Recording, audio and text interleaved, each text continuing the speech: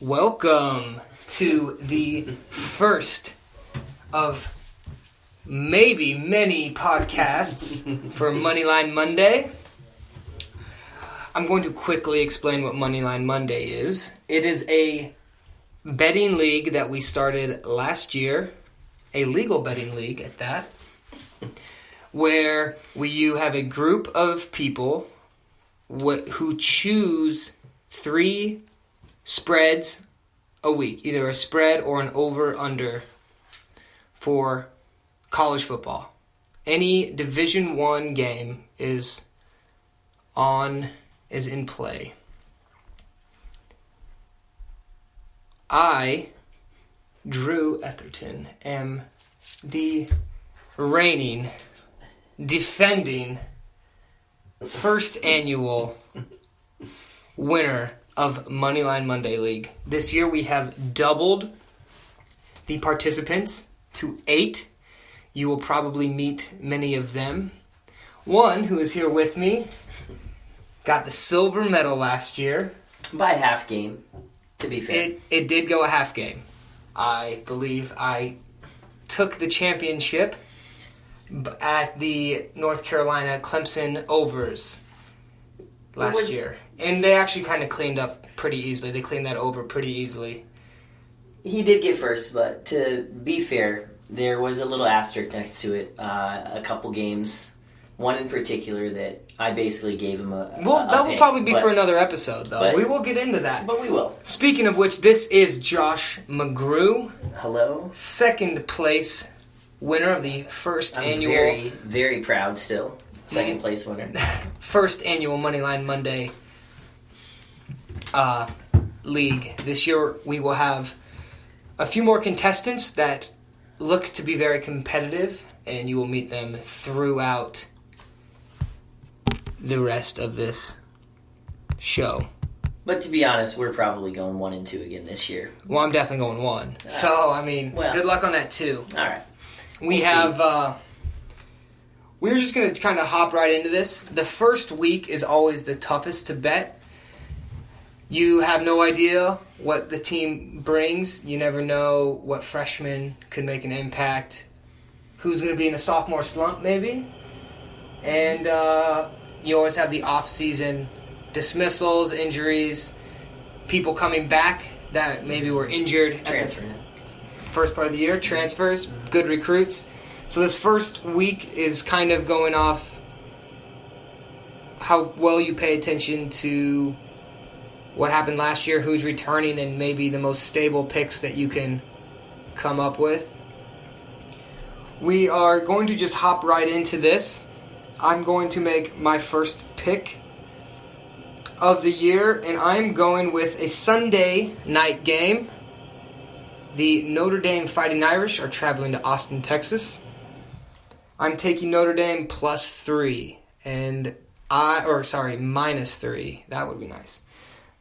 Notre Dame returns a good team, even though they had those 6 guys dismissed. Texas has so many question marks. They've had it at quarterback since Colt McCoy had that famous injury in the 2009 National Championship game.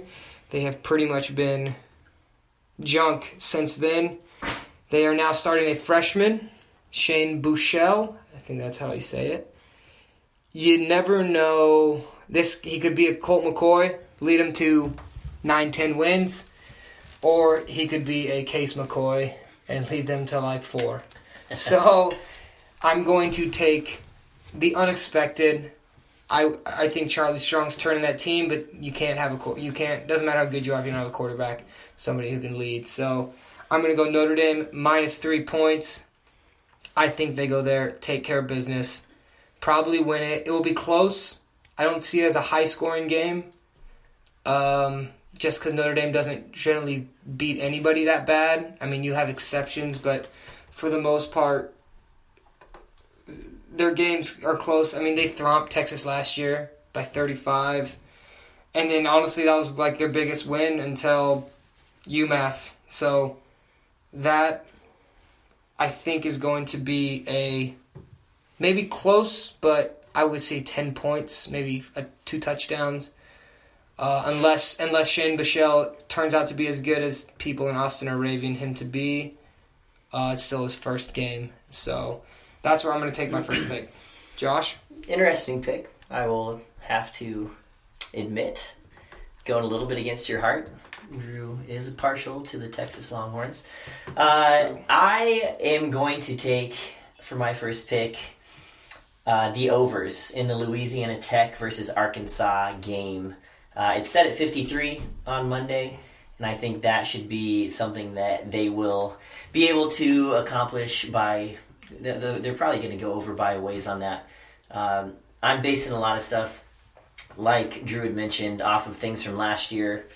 Not exactly sure what we're going to get with Louisiana Tech, but I know that they put up a lot of points last year, even in the 4 games that they lost. Just some of the games they put up last year: 62 points, 43, 41 points, 45, 45, 56, 58, 47. So they definitely know how to put points on the board. They also tend to give up a decent amount as well. Obviously, they're going to play against a better Arkansas team that still is going to most likely have their way on offense versus a not-so-great Louisiana Tech defense. So I think 53 is something that they're going to be able to hit, and I think they're going to hit it by a little ways there on that. My next pick is a bit of no-name teams. I mean, if you really pay attention, you know them, but I'm going the overs on the New Mexico State UTEP game. New Mexico State last year only had 2 games their whole season that did not go over 60 points for a total. Their defense is terrible. They have a good running back, Larry Rose. He's high up on a lot of the college fantasy lists. I always like taking big time fantasy players because obviously they put up stats which can lead to a lot of points in closer games than maybe you'd expect if you have a playmaker like that. Another part of this is this game last year had 97 points scored in it between UTEP and New Mexico State. So I think setting it at 60 is good. They both have some good players on offense. UTEP is no defensive giant either. They've given up a lot. They gave up 52 last year to Florida International. And they have a lot of those games. While could remain close, they give up a lot of points to teams that have some playmakers. So I think that over 60 is going to be a good pick, and that's my second one.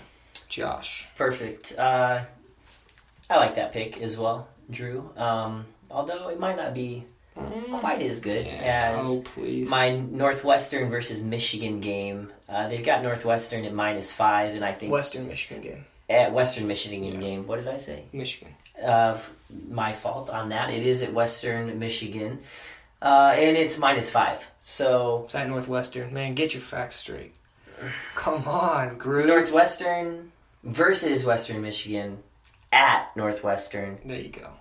Is Northwestern still at -5? Yes. Okay. Then I think we're good. Then I think we're good.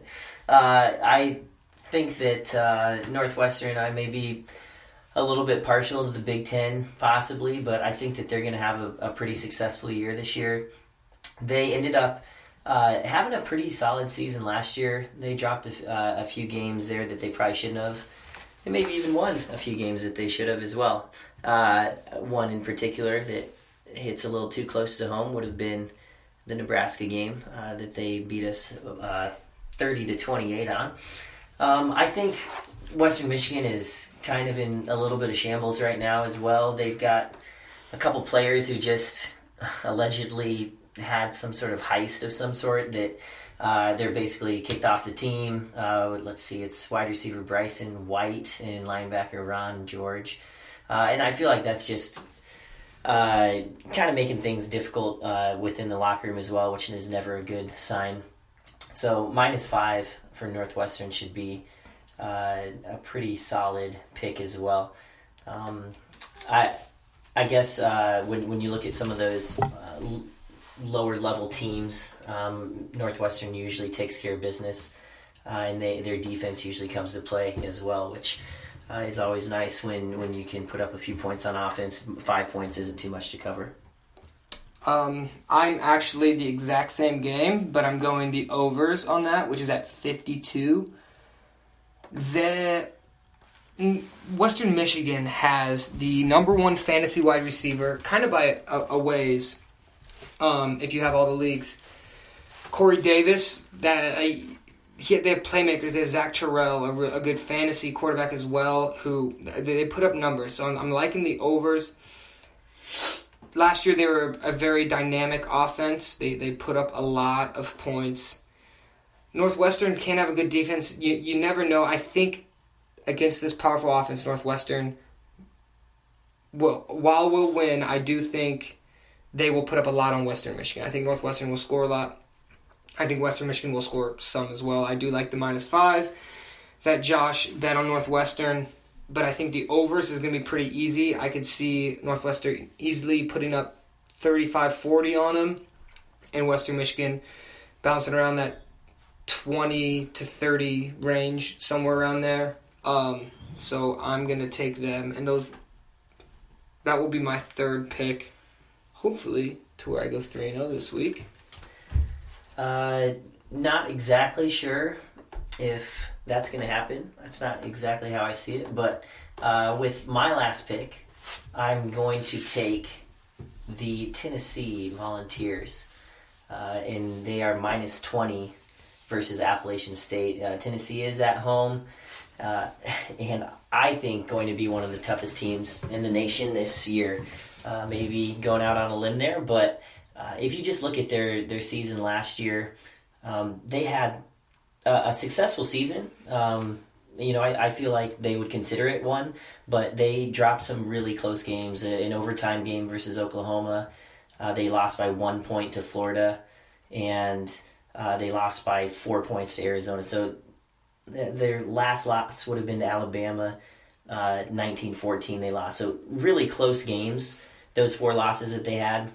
They ended up versus Northwestern in the Outback Bowl, and they took care of business. They won 45-6, so that's always a nice way to launch yourself into the off season, get yourself a little bit of momentum, and it usually gets the players excited and gets them working hard because they can kind of see what the potential is. Then you go over and you look at Appalachian State, and they take care of business when they play teams around their level. But anytime they play, anyone of Tennessee's caliber. Hey, what about that Florida game? 4 years that was ago. 4 years ago, and everybody is still super high. Michigan State game or Michigan game when they were still. Yeah, he just turned the water on. We're in the bathroom, by the way. Sorry. Don't worry. We're not peeing.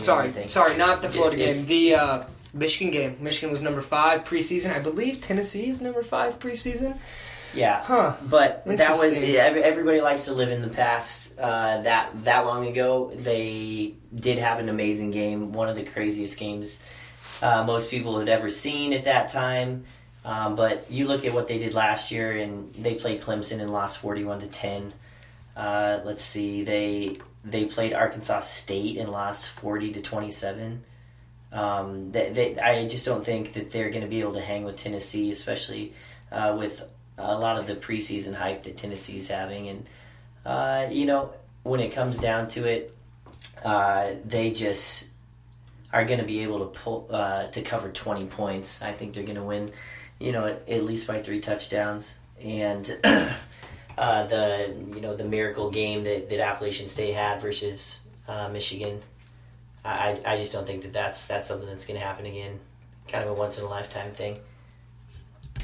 And those will be both of our 3 picks for this week. Like I said, we will have other people on to talk about their picks as the season goes on, week by week. If there's someone in our league doing really well, bring them on. If somebody's doing very, very bad, we'll bring them on so that you can just bet the opposite of that. Just so everyone knows, we'll keep updated the records. We'll keep telling everybody what our records are as we go. So we made it 3 games so that you're either going to have a winning week or you're going to have a losing week. Last year, Josh and I were separated by a half game. A game he tied a game, and so I won one more game. We lost the same amount of games, but he tied one. Both of our records were roughly, if you had to average it out, we on average went 2-1 per week. A little better than that. We had quite a few weeks where we went 3-0. I think I only had 1 week where I went 0-3. Probably the same for me too. I think it was just one for Josh. So last year, I'd have to look at our records, but we on average did a little better than 2-1 each week. So that gives a little bit of background on how maybe reliable these picks would be. But again, it's college football, especially this first week. You don't really know. You can only take so much knowledge. The first few weeks, it's kind of a feeling out period, and you can kind of start getting a feel for a teams for defenses, for offenses, how they compete. So we're going to try to just wrap it up here, see how these games go. The lines will change, so we're going to try to do this every Monday so that's close to the opening line as possible. With that being said, Josh, you got anything for them? Thanks for listening. Good luck gambling. Yep, and we will see you guys next week.